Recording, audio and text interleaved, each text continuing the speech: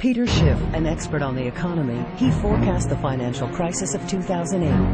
What was it that you saw that others missed? You were on my show an awful lot. I appreciate it because you were one of the only people that saw this coming and had the cojones to say it. Nobody sounded the alarm louder than Peter Schiff.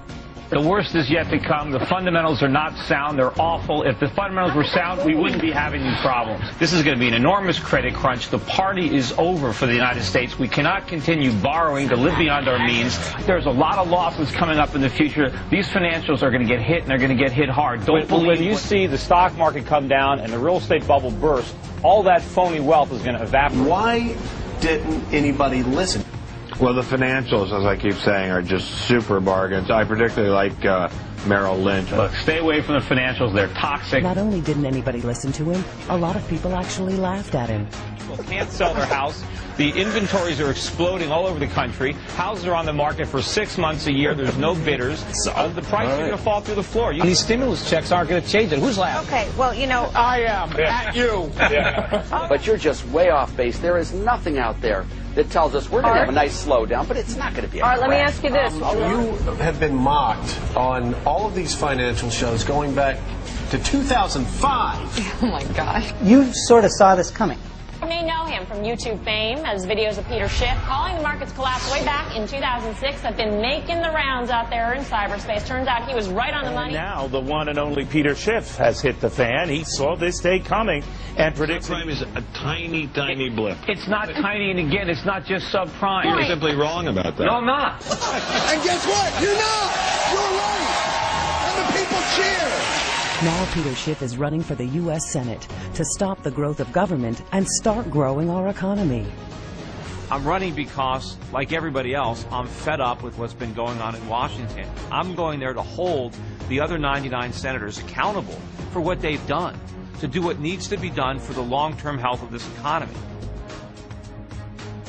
Number one, I'm an economist, but number two, I'm also a businessman. And I understand how government regulations distort business decisions.